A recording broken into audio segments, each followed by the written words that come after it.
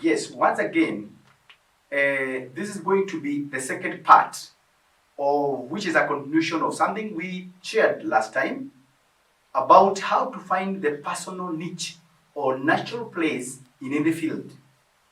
Now, before we can talk about the place, we want to first of all talk about the natural person. And this is going to answer a question that has been many times very disturbing to many people, to all of us. Who is the true you? Who are you? Who is the true you?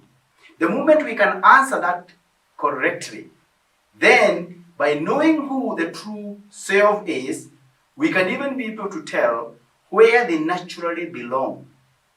Because every living thing has a natural place. And this natural place is where it plays its role. That is the niche. So ecologically, that's the niche. And the human beings are living. And they're also natural, they're not artificial.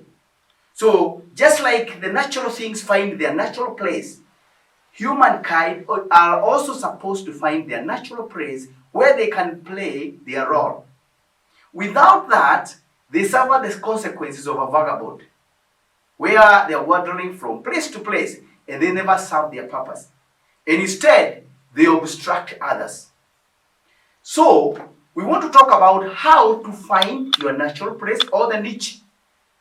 And this is exactly by asking ourselves.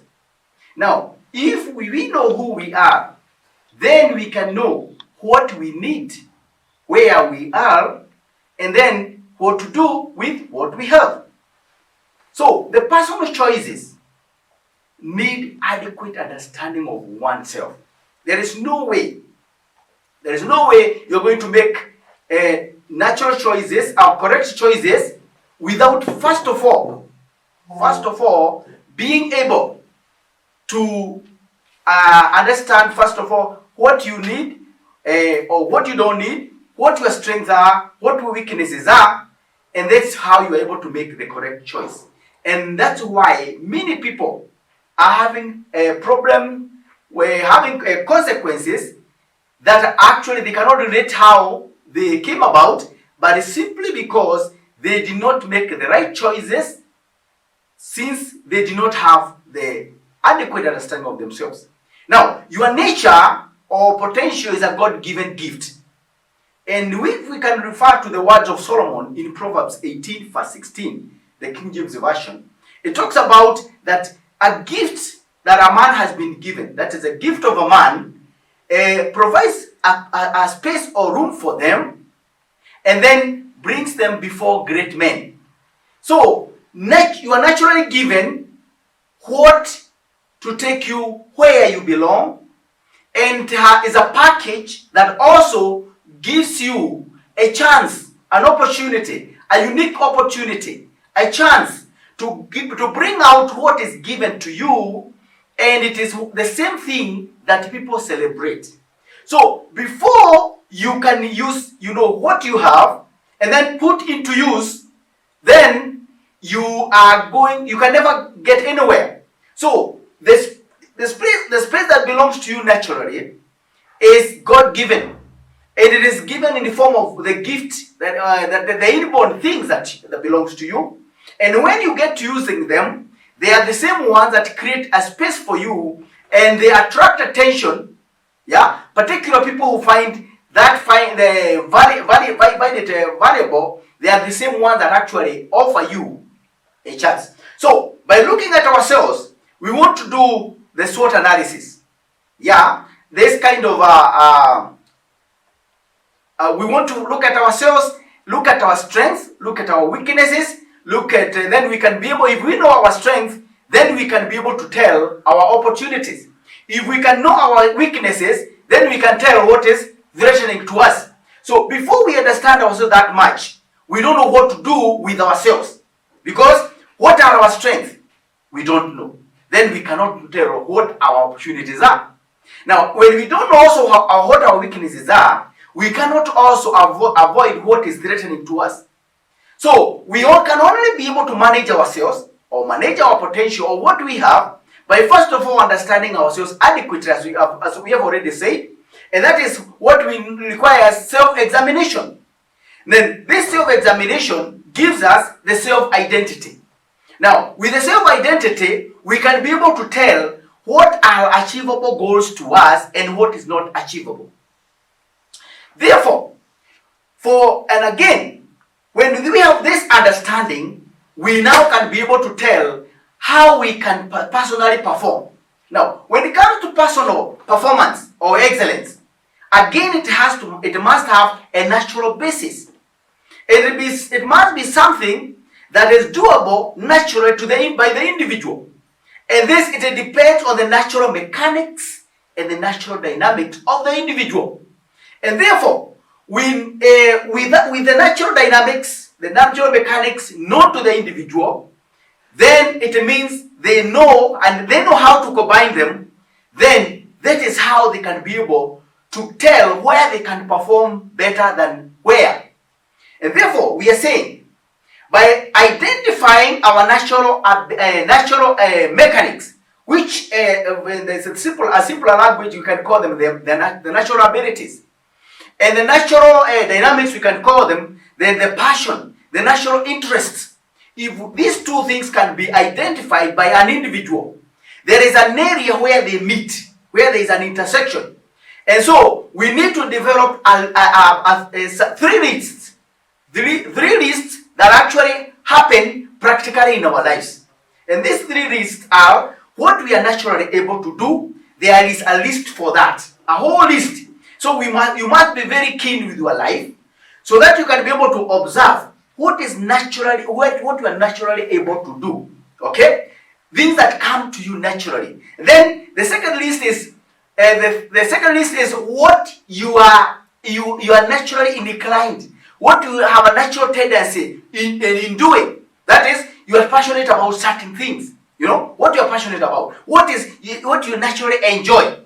And then the third list is where the items that are found in the two lists, that is common in the two lists, that's where the natural abilities meet with your natural interest. If you can identify those three lists, you can be able to tell where you naturally belong or what naturally belongs to you. It is this list whereby you have the intersection of the abilities and the interests that actually tells you in any kind of a field, this is what takes you to what belongs to you or that area or that position which belongs to you in that particular field. And when we are saying this about the abilities and the interests or the passion which are naturally occurring to you, now the abilities in this case is again what Gardner calls the multiple intelligences. They are the ones that actually fuel the abilities that we have naturally. Again, Steve Rudolph also talks about the multiple natures, the natural tendencies, the multiple tendencies. Now, when you put them together, in the intersection, you are going to find what you can do very naturally and what brings the most with the list or by the list for you. Okay? And that is your niche. That's your natural place in a given field. So, we talk about celebrities. We have people that we celebrate in the country, in the world. Now, what is unique about them?